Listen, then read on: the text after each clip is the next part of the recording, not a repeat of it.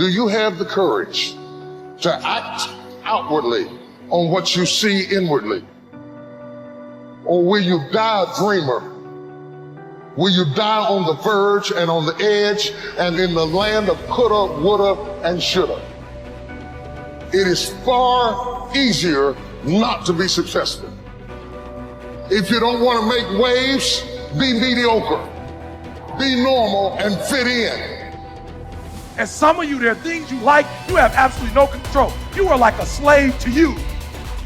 You are a slave to your personality. You are a slave to some of your vices. You are a slave to some of the things you like. You are a slave. You have absolutely no control. And what I'm telling you is the reason why we fast from time to time is not that we have to fast, but at some point you gotta fast because you gotta tell the flesh who's in control. I'm in control. You're not in control. I know you don't want to wake up. You don't have an option. Get up. And the time is now. The secret of your success is determined by what we do daily. Make every day your masterpiece. So right now, what do you want to change? What's it really like? What do I really want in depth? What are the rituals that will get me there? And then get yourself to start a few of those actions and lock them in place. So start the new process. You can begin a new habit no matter how small it is. Small isn't important. Whether or not you start and whether or not you continue are all that is important. So to have a prosperous life, start a prosperity plan. To become wealthy, start a wealth plan. If you are ill, start a health plan. If you don't have energy, start an energy plan. If you don't feel good, start a feel-good plan. If you're not smart, start a smart plan. If you can't, start a can plan. If you haven't, start a have plan. Recognize that the start of the better life, the happy life, the wealthy life is today. Both the process and the result can begin today. Start the new journey today. If you think of a new idea, today is the day to begin the discipline of putting that idea into action. Set this day up as a long, busy, exciting start for your new life. You have to remember, all success starts with self-discipline. It starts with you. Abraham Lincoln said, discipline is choosing between what you want now and what you want most. You only have two options. Suffer the pain of discipline or suffer the pain of regret. The choice is yours. Get some momentum going on your new commitment to the better life. Start the thrusters going. Prove to yourself that waiting is over, hoping is past, and that faith and action have now taken charge. It's a new day, a new beginning for your new life.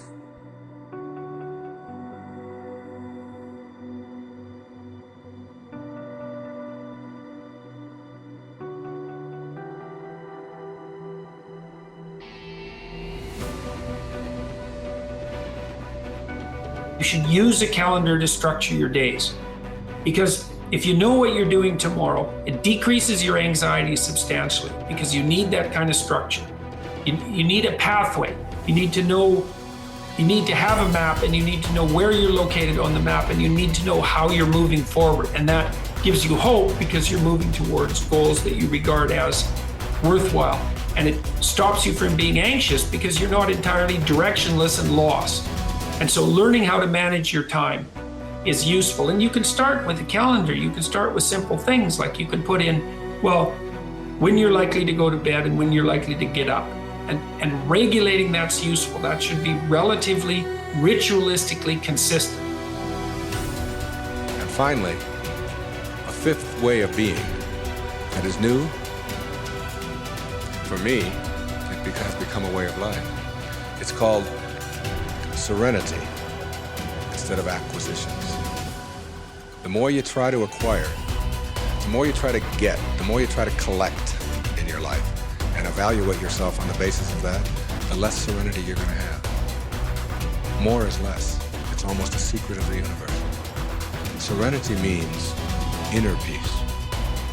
It means that you can find joy in every moment that you have in your life instead of always looking for it. It means that while you are driving along the countryside, and seeing, instead of saying, I'm on my way to this point, that you can open your eyes and see it with new eyes. See the rolling mountains, see the grass, see the deer, see the sky. You can just stop wherever you are in this second, wherever you are, and just look around you, and you can begin to appreciate just your surroundings and your environment. Then you can begin to appreciate the people that are in your life, and even the ones that are negative and that you're having the most difficulty with. You can practice a new way of being with them, which is sending them love, sending them flowers, send them books, send them a tape, send them something, and just see what kind of reaction that you get. Super emotional health is just an attitude. An attitude is everything. The aims that you have in your life, the ethical aims, and those are the aims that direct your actions, also direct your perceptions, that this is true at a neurophysiological level, and that much of the way that the world manifests itself to you is a consequence of the structure of your ethics. So it's your ethical structure that's instantiated neurophysiologically that serves as an intermediary between the world of phenomena, let's say objective phenomena, and your perception of that. And you see the world through an ethical lens. And what I want to know is why we weren't taught these things growing up. Me too. Tell me. Right? So if they were like, okay, Tony, we're giving you the key to the education system. Yeah. And how would you apply, what teachings would you apply into about finances? Learning about this, how to generate wealth as opposed to trading time for money, but really leveraging it and investing it the right way. What would you start implementing? Well, the first thing you want to teach anybody, a child, a kid, anybody, is that you'll never earn your way to freedom. You just don't. You look around and you see, Kurt Schilling, if you remember from Boston Red Sox, he had $100 million a year, he's broke, bankrupt. I asked Warren Buffett, I said, what made you the wealthiest man in the world? And he smiled and he said, 3 things. He said, living in America, great opportunities, having good genes, so I lived a long time, and he said the last thing is compounded interest. And we all know about compound interest, but I give an example in the book of this guy, Theodore Johnson, worked for UPS, never made more than $14,000 in income in his entire life in a year. And in old age, he was worth $70 million. And how did he do it? All he did was he took a percentage of his income. His percentage was 20%. Now his family said, you can't save any money. But he met a friend who said, if you pretend there's a tax, and the tax just took the money away from you, and you never see it, the money just comes out of your account, goes in an investment account, you'll be financially free. So he was disciplined, he didn't look at it, it happened. $70 million by compounding. So people's mistake is, and kids don't know this, adults don't know this, that you won't earn your way there, but you can compound your way there. What I want to do is say, where do you put that money? That's the trick, right? That's the secret. Well, the first trick is actually doing. Almost nobody does. Right. The second trick is you really have to understand where you're going to get hurt, because the fees. The fees are just destroy people. You have a whole chapter about the fees. I was like, this is incredible. Isn't it wild? It's nuts. Like, we lose so much money just on the fees. Well, just so people have an understanding, 96% of all mutual funds never match the market. They never beat the market. So I was just on a morning show this morning, and Michael Bloomberg's one of his guys announced some of his money. So this is the only industry I know of where people think they can be a doctor. They think they can be a financial planner. And I said to him, look, the statistics, Warren Buffett taught me this. He said, Ray Dalio told me this. David Swenson, who took Yale from $1 billion to $24 billion in 2 decades. These are people telling me. Right. Nobody beats the market except a couple of unicorns that nobody has access to. And I said, I didn't say you're not one of them, but I said, here's the truth. 96% of mutual funds don't match the market. That means 4% succeed. Now, what are your chances of picking the right mutual fund? People don't know what they're doing. They put their money in a 401k, they pick a mutual fund not knowing what it is. If you play blackjack, and you and I play, and you get 2 face cards, and your inner idiot says, hit me, I want to get 1 chance in a million when you get ace. You have an 8% chance of winning.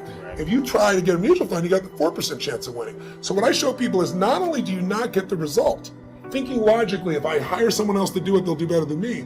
But in addition, you pay around 2,000% more than it's worth, meaning you get the same exact product, the same stocks. If you own the index, right? You own a piece of all of America's best companies, say the Vanguard 500 index, 500 top companies, that costs 0.17%, like less than 0.2% versus the average mutual fund is 3.17. Incredible. So compounded over time. But first, just hear that so you understand. It's like the average car sold in America is a Honda Civic. It's $20,000. You can get the Honda Civic for $20,000, or you can pay $350,000. That's the difference between 0.17 and 317. But if you look at it over a period of like, how old are you?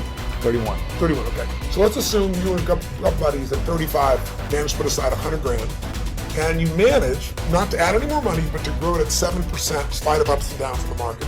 And you're 65, how much money do you have? Well, if you paid 1% in fees, over those 30 years, your 100 grand became $574,000. Not bad for never adding another dime. Right. If you had 3% in fees, had the same growth, but 3% in fees, you now have $324,000. Almost half as much. $250,000, 77% less money. And you had the same return, it was just the fees. So the world, most people ask them, what are your fees? They have no clue. Right. So I've created a site where people can go, they can type it in, you find exactly what your fees are and what you should be paying. And it's highway robbery. Where in the world would you pay $2,000% more for the same exact product? You can only do it because the financial industry makes things so opaque, so convoluted, and people feel overwhelmed. They don't Hard know to where understand. Very hard to understand. That's why I try to come in here and go, look, time to become the chess player, not the chess piece. Yeah. Let me teach you so you understand what's going on. It's not that complex. They use all these big words, but when you know what's going on, you don't get screwed, and more importantly, you take advantage of the system instead of letting the system take advantage of you.